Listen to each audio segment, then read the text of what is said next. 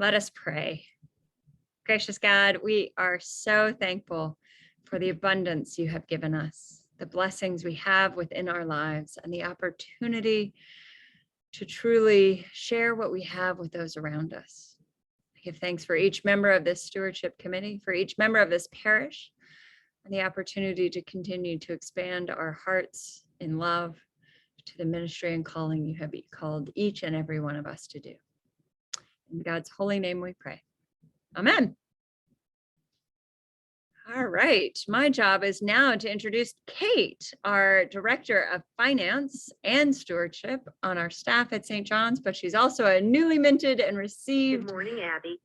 It's Carolyn Goff. Oh my goodness. For some reason, my voicemail just jumped in. I'm delighted to share that Kate Kyle will be talking more about stewardship. She's a delight to have on staff and a new member of the St. John's Parish officially with this last new member class. Kate Kyle. Thank you, Abby. I'm so glad you guys let me in, that you've lowered your standards at St. John's enough to let a Presbyterian born and raised, but I'm so delighted to be formally a member now of St. John's. My family, my husband Brad and I, we have 3 children. We love everything about St. John's. So thanks for coming today. I think sometimes people hear like, oh, we're going to talk about stewardship, and they say, run for the hills. We don't want to talk. We don't want to talk about money. But really, what we talk about at stewardship and the Stewardship Committee, and in any time I talk and teach a new class, I talk about it's not really about raising money or fundraising or having that kind of mindset of an obligation. It is really more about a spiritual practice and discipline of understanding that everything we have, our very lives, are a gift from God that we have received, and we are called to respond to that gift by opening our hearts always and growing in our generosity. And through that practice, we grow closer to God. We grow stronger in our faith. And that's what we really want to talk about when we talk about stewardship. So I think it gets a bad rap sometimes, and I think people kind of groan and moan and roll their eyes. But what we're really about and what we hope to do through this conversation and just for the rest of our lives is to try to challenge people to flip that script and kind of throw out that mindset of that it's something that's just drudgery or a chore into something that's very joyful and that can challenge us to respond. So we have a wonderful Stewardship Committee here. We're a little bit lean today because we had a lot of just some things pop up for people with some traveling and being out of town, and it's tough to kind of log in from the road. But we have a wonderful committee, and JR is going to introduce them to you, but I want to introduce you to JR. JR Sagenario is just a fabulous, fabulous human being. He is probably the MVP of the Lively Cafe. I think he wins the award for most frequent customer. Maybe Andrew might give you a run for your money, JR, but it's a delight to just know that I'm going to run into JR when I'm picking up my lunch or getting a glass of ice water down in the cafe. JR is a financial advisor, planner. I'm not exactly sure your title, JR, but I know you are an expert on all things money. And so what better person to join us and lead us on stewardship than someone who actually understands, the power that money can have in our lives as a tool, right? Not as something that rules our hearts, but something that can bless other people and can bless us, and that we can put in circulation in God's economy. JR, I'm also very delighted to let you know that JR is joining me on a new adventure that I've started last year, teaching high school students. We started a group called GPL, and that stands for Global Philanthropy Leaders. And kind of like I'm trying to do in new member classes and spaces around St. John's, I want to talk with kids, with teenagers and young people about money to make sure that they really understand the ways in which it can transform their own lives and bless other people. So through this class, we are growing in our faith. We're learning about God. We're studying scripture.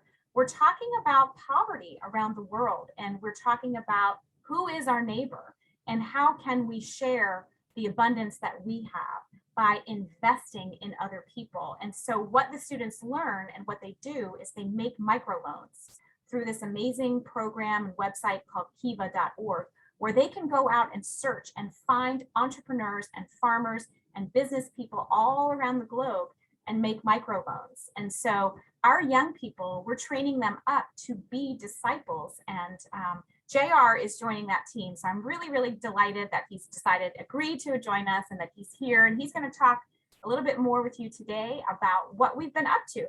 So without further ado, I'd like to hand it over to JR. Thank you, JR.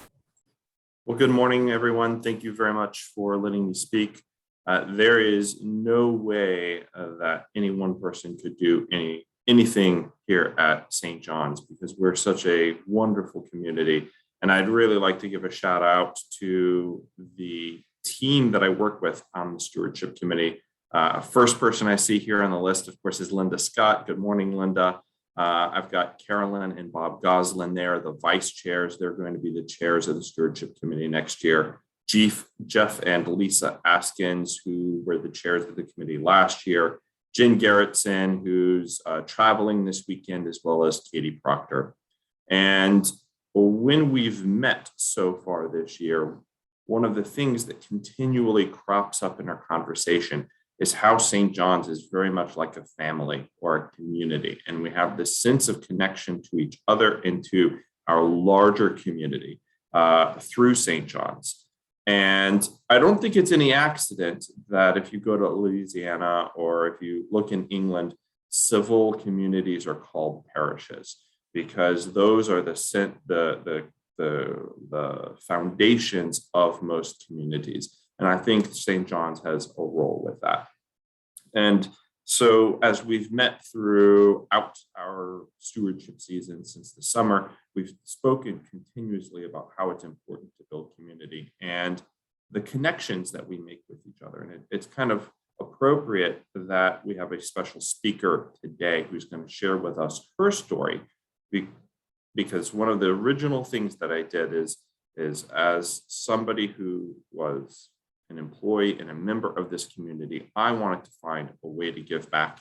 And my friend David and I decided, well, we're going to go serve food on Saturday mornings at Grace Mission. And then when I came to St. John's as a prospective member for the first time, one of the very first people that I met was Elizabeth Crowe. And she had just come from serving several years on the staff at Grace Mission. And she had such a wonderful story. And so I'm really excited to be able to introduce to you all Elizabeth Crowe, who's going to share with us her journey in faith, her sense of community and connection and what's important. And then, inevitably we'll talk about money a little bit after that. But Elizabeth, thank you very much for joining us. And I look forward to hearing you share with everyone. You're welcome. Thank you. Giving for me has really been a journey since childhood. I'm a cradle Episcopalian, and the churches we were in, we had these little bitty white envelopes that were numbered. And at the beginning of the stewardship year, you'd get your box of envelopes. And so on Saturday nights, my brother, sister, and I would get our quarter and put our quarter in our little envelope and put it in the plate on Sunday. So I was really blessed to have great role models. My parents were both very generous and really instilled in us that you give back to God. And that really continued all through my life. I was very active in the church, and Sunday nights went to what at that time was called EYC, which was youth group.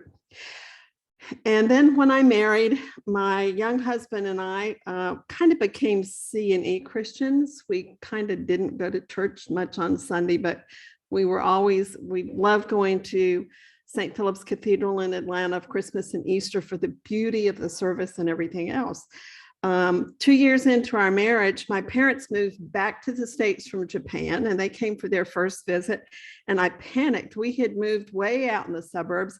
And I thought, oh my gosh, I've got to call the diocesan office and find out where there's an Episcopal church near us, because I know they're going to want to know where we're going to church in the morning. So it was kind of a sin of omission. I never told my parents we were going to church, but I also didn't say we didn't go. And so we drove up to this church, which was a mission church that was meeting in what used to be an old 7-Eleven, and there were all of 30 people there. So when I walked in, of course, they wanted to meet all of us and find out who we were. And I thought, I am so busted. it's like, okay, mom and dad will realize I have never set foot in this door. But the beauty of that was it became my parish home for many, many, many, many years. And so I was, I guess, blessed to have been so busted and caught in my little deception there.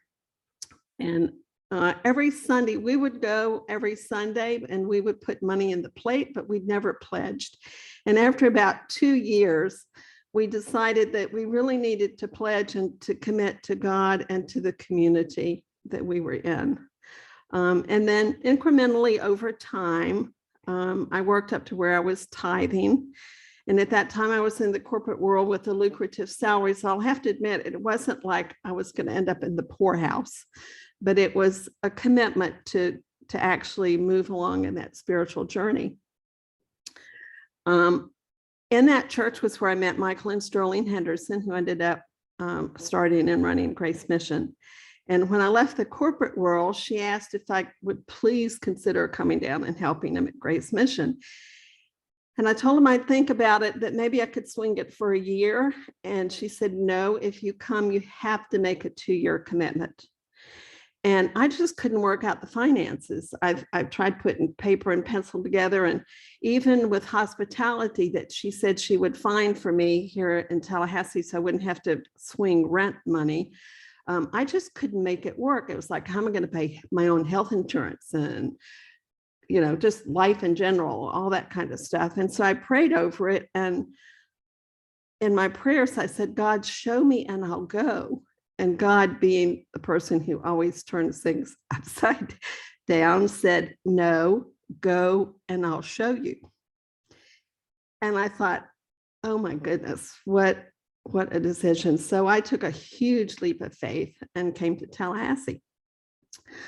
I didn't tithe when I came here, but I did pledge to Grace Mission because it was important to me to not only give my treasure as well as my time and talent to God, and to just really learn to trust him and lean on him. So that was what I did.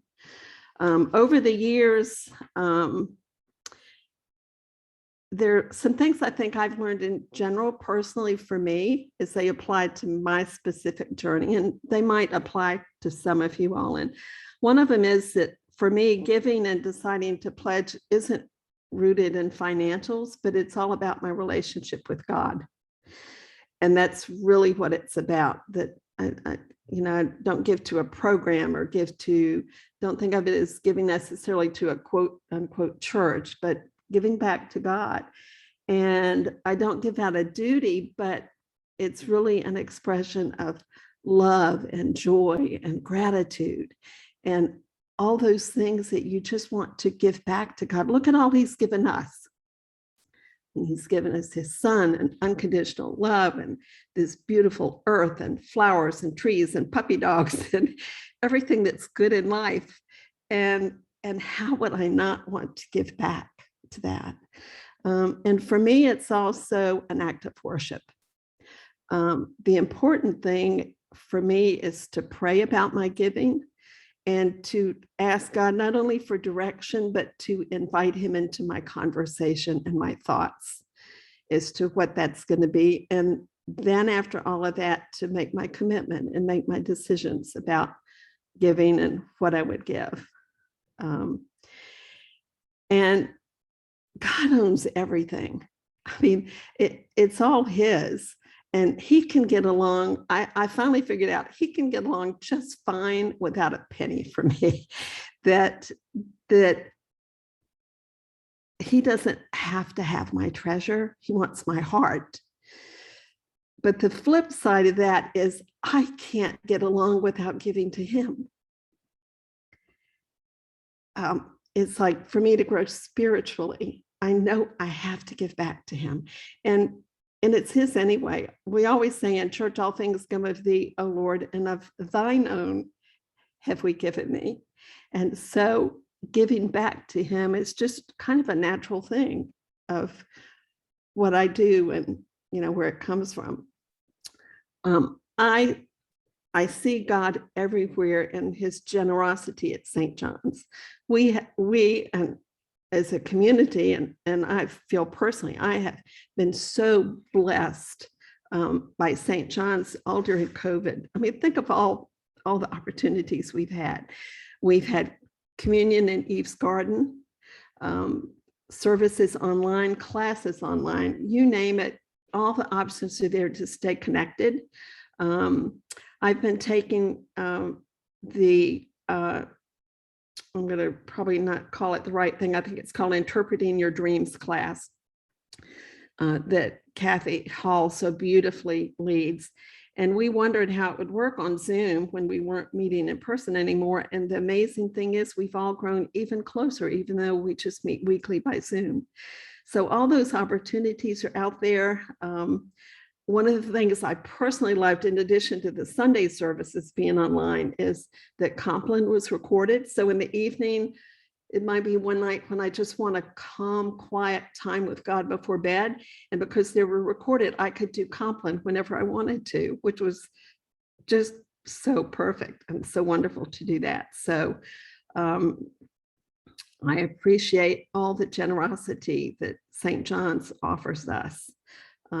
And to be a part of that community. And so I want to close with Matthew 6:21. We all know that verse, from where your treasure is, there also will your heart be. But I'd like to read it from the Message, which I think is a beautiful interpretation of that. And this is how the Message has Matthew 6:21. The place where your treasure is the place you will most want to be and end up being. And for me, that's St. John's. The end. Thank you, Elizabeth.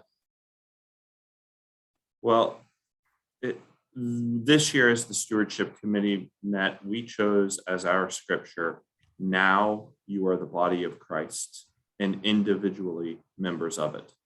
And we chose that specifically because we felt that it represents that sense of community and connection, right? We're all part of the same corpus, even though we're individuals.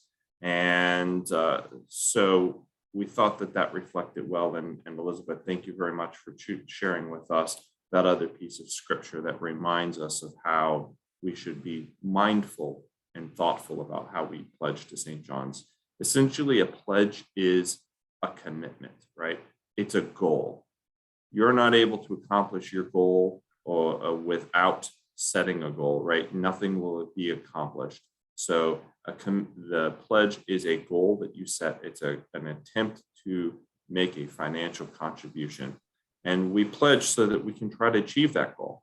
And we send a progress report throughout the year in order to let you know whether or not you achieve it. Now, sometimes you don't achieve a goal, and that's okay. You shouldn't feel guilty about it because our circumstances can change throughout the year. But without making that mindful commitment, you are not expressing to yourself or to God that you intend to do something to help realize his goals for us. And that generosity, that sharing becomes a spiritual practice.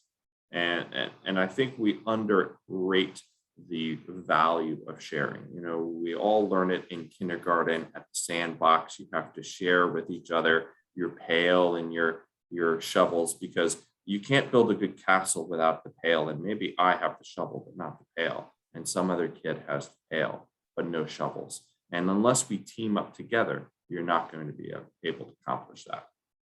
I do want to remind everyone that your pledge is completely confidential, right? I don't know what it is. Linda doesn't know what it is. Nobody on the committee and no one else within the parish knows what you choose to commit from any, no matter what the dollar amount is.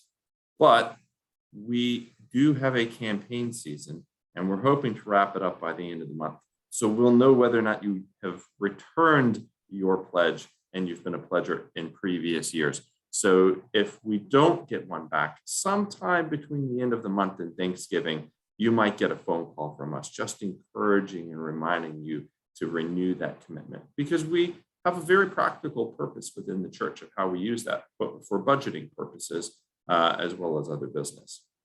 So, just do your very best in order to contemplate not just your financial commitment, but also your time and talent commitment for the coming year, because no one aspect of stewardship is going to be able to accomplish the goals. So thank you very much, Elizabeth, for sharing really all of those aspects of stewardship and your story. I'd like to open it up now if anyone has any stories that they'd like to share from their life or any questions that they might have. Maybe put your hand up and then Mother Abby can open the floor to you as the administrator, and then we can talk about it.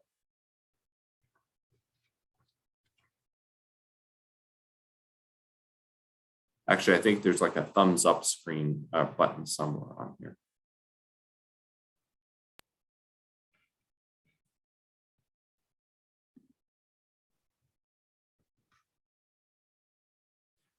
Well, in the meantime, Kate, was there anything from that I missed that you wanted to be able to fill us in on?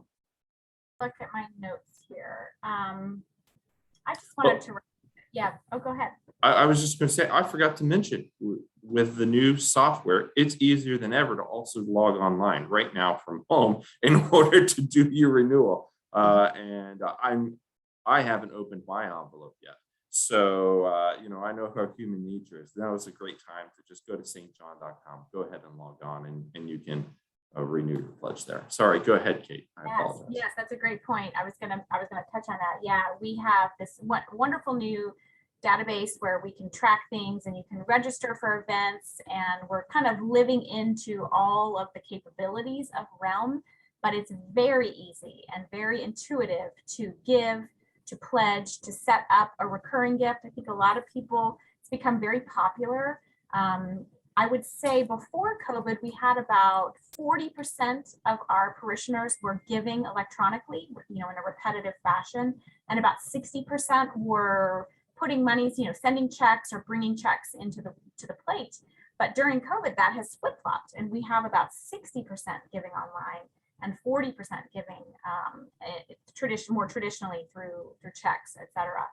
So that's just been an interesting change. And I think as we continue, as technology just gets in every aspect of our lives, I mean, it's very, very rare that I write a check anymore. Most of the things that I do are electronic banking.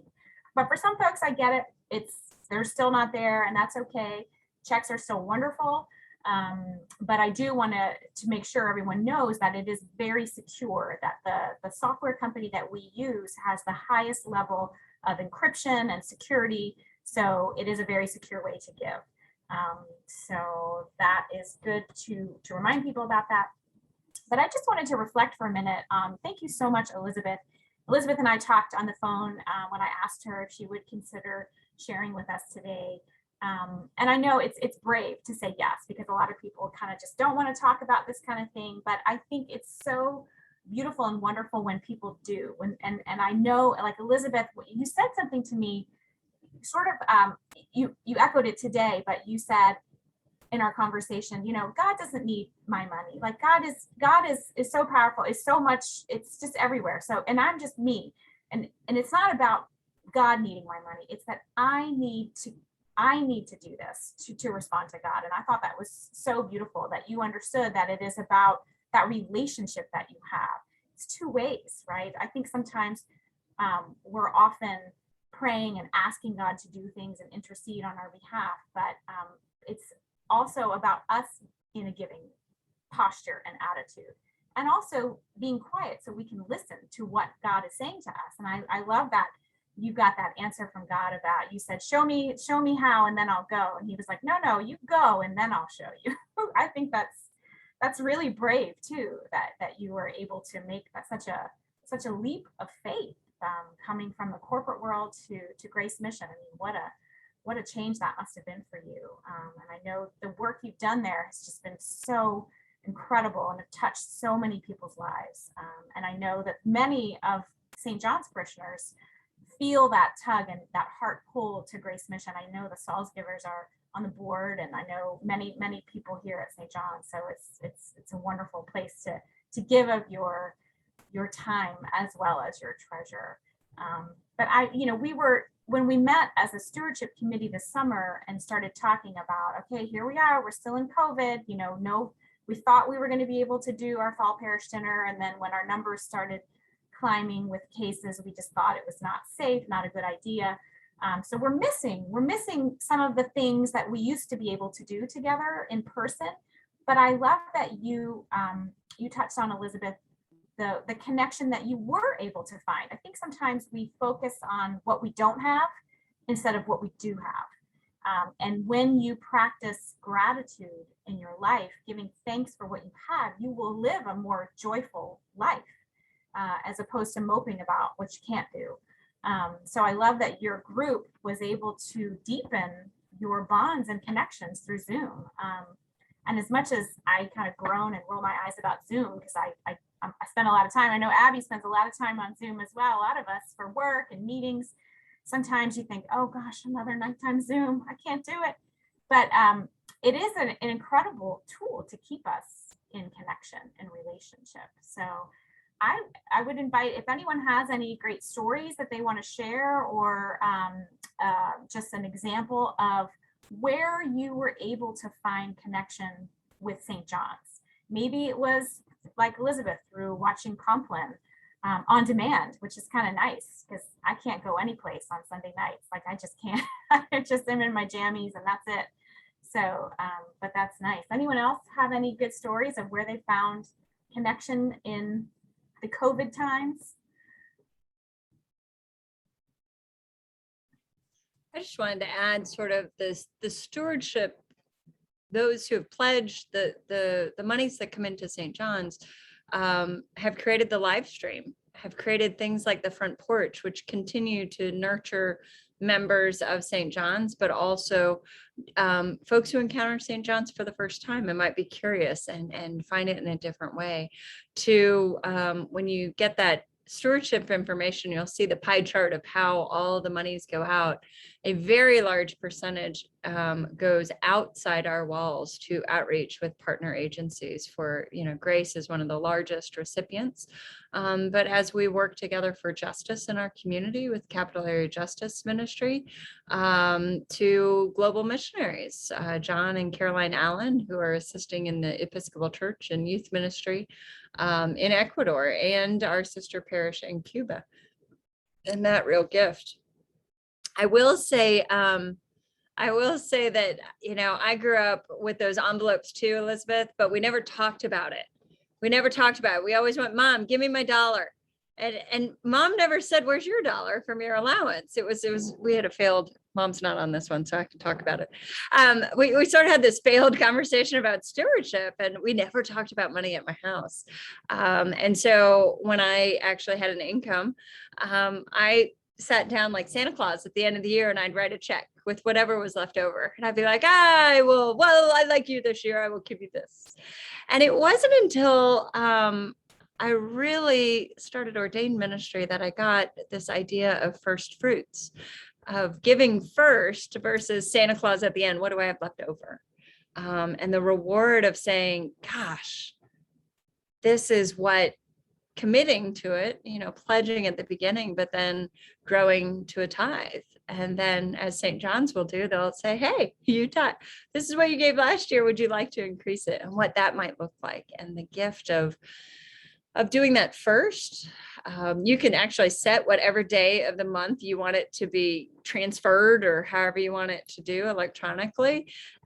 We don't do it on the first day of the month. That has to do with banks and such, but we do program it for like the third or the sixth day of the month. So it's the first thing that gets paid bill wise, and it's not a bill, but so that the first thing going out of our account is to the church and the ministries that go on here. I had someone talk to me, it's about investing into, and I am not afraid to say, come on by. I believe in the space in each of you and the joy and the sorrow and the challenges you bring to St. John's, making St. John's a space where all are welcome. And that's, as I said in my sermon, something to talk about, something to share, both in our time and our talent, but also putting our treasure there also. So I just wanted to share that. I didn't grow up. I don't know if my mom tithed or not. We never talked about that. I already said that. But Rob and I tithe, and we're delighted to do so here. Yeah, I think that's pretty common that people, just don't really talk about it. It's, kind of the old way of like, don't talk about money, don't talk about politics, don't talk about religion. Souls givers, let's hear it. So to follow along in the spirit of things in COVID and Zoom and some of the blessings in our lives, and particularly also to address, we had times much like Elizabeth that, as kids, we got married very young. We were 20 and 21, and, we would pay the bills, and there was a lot more a month than there was money.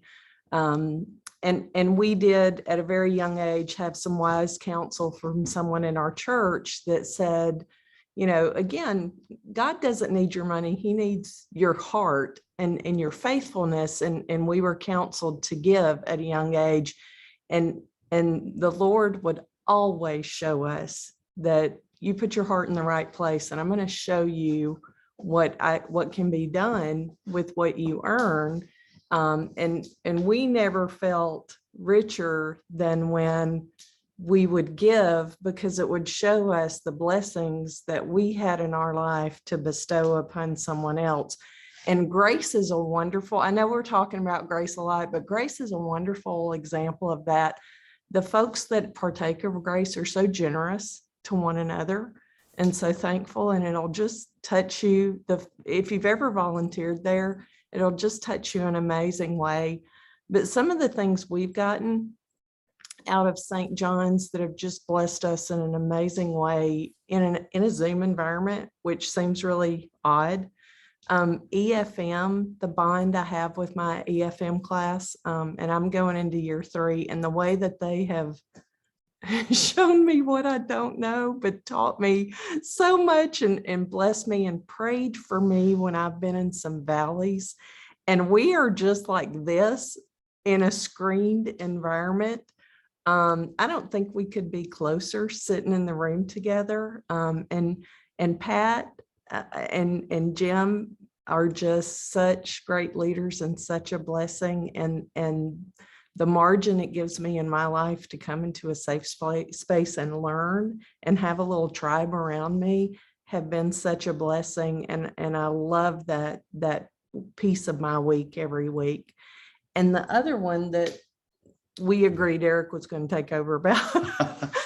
Well, I was just going to mention having the ability to do walking the mourner's path and switching it to an online format, because we had really agonized over that because we were in the middle of COVID when we started our first one. And it really is a powerful thing to have everybody in the room together to share and to be a part of that when they're, going through grief. And we had to really think hard about how could we make that work and really still get that connection online. But we had all the pieces in place where we could make it happen. And with a little creativity, I think that it's gone really well. So it was just a real blessing to see that we could still make it be that powerful group, with the sharing and with the connection, even though we couldn't do it in person. So.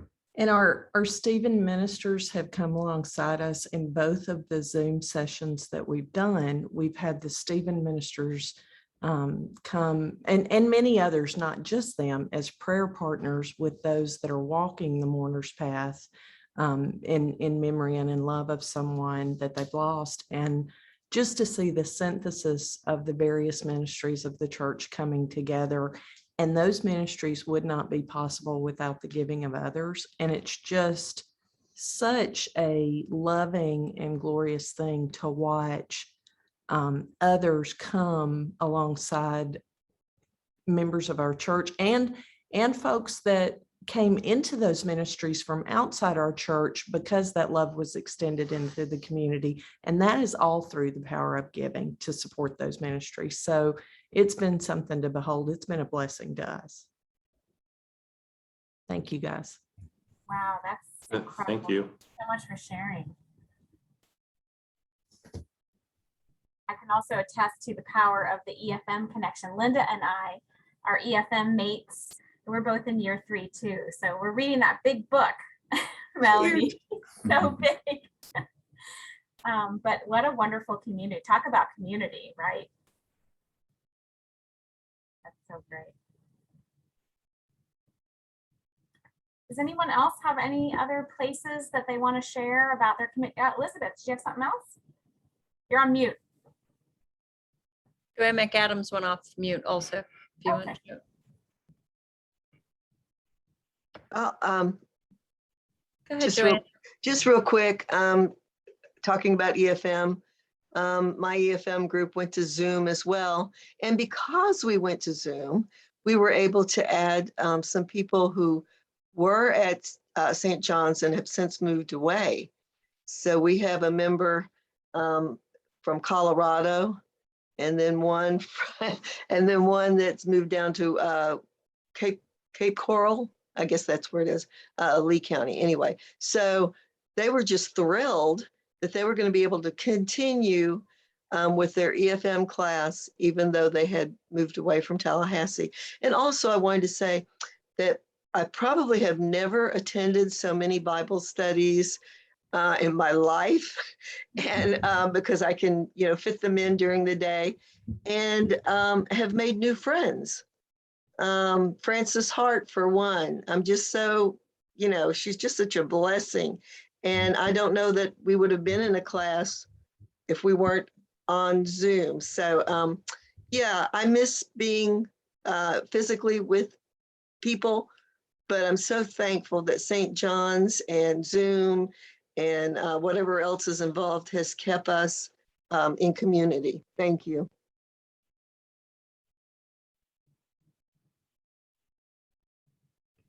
Elizabeth? Did you want to say something, Elizabeth? I was just going to piggyback on something that Melanie said when she said they'd never been poor and never felt richer. When I left the corporate world and came down here, that was the same thing for me. I had never been poor and had never felt richer. And giving, for me, I found changed me. It changed my heart. And somehow or other, God just gave me a heart to be happy with a simple life. I didn't need things and money. And it's amazing how God can work that and change you and change your life through giving and doing that. And I also had a quick question for Kate. If I give out of my IRA, which is something I have to request and have a check cut, is there online? I don't remember if there was a place, because usually you have to check whether you want to give weekly, monthly, or whatever, but this is something where I have to initiate it. So can that be done online if it's an IRA thing that I have to give that in? Yeah, so you're right, Elizabeth. Qualified charitable distributions to help meet your IRA required minimum distributions are very popular, because what it does is it lets somebody distribute their required minimum distribution. Mm-hmm. So it counts towards that number, but it doesn't count as income. Right. Now, many IRA providers will give you a ACH number and a special number for debiting your account, just like you see at the bottom of your check, and you can put that into Realm to set up your account for auto debit, and that will qualify as a qualified charitable distribution. So you'll have to check with your IRA provider. But I know most of the major ones will do that so that you can have the church directly debit from that IRA account. But it's probably not your IRA account number. It's probably a different number or has a prefix or something. Okay, I'll check on that, because what I've been doing is I make the request to my financial advisor and then they cut the check once a year. So Right. I'll look into that possibility. Yeah. But if I do it once a year, I didn't see a way where I could do that online, where I could say I pledge this amount in my IRA. So I don't know. I'll have to look at that. Let me look. I'll look that up, Elizabeth, with the new Realm to see. We used to have an option that was like annual, like I'll just do one annually or as able. Yeah. Is another choice. I'll look into that and get back to you. Okay, thank you.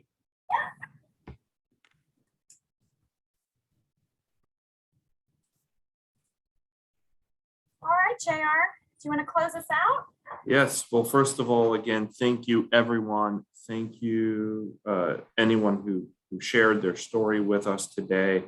And I am so heartened to hear about how we all are building these senses of connection and community here at St. John's. I mean, it's just, it's amazing. And I ask, as you think about your pledges for this year, not just your financial pledge, but how your time and talent can help St. John's and make all of this possible for everyone else. So thank you very much. And Mother Abby, would you like to close us out? I can do that. I do want to let you know that next week, starting next week, we will meet in a hybrid fashion. So those of you who are still away or not feeling comfortable yet to be on campus, we will still have Zoom. The change will be your speaker, which is me, will actually be in Colleen Hall. So we have two cameras now, one that'll focus on me versus the screen view you have right now, which makes us all look like ants. And I will be talking about Episcopal Relief and Development, which is an amazing outreach of the Episcopal Church itself. They both do disaster relief, but also sustainable development. So I'll be speaking about that in Colleen Hall. So come on straight over from church. You can grab your coffee. And if you churched at home, you got about 15 minutes, and then you can click on the Zoom and we'll let you in for that presentation next week. Again, next week we will have in-person formation for all ages right after the service. Thank you all for being here. Go in peace to love and serve the Lord.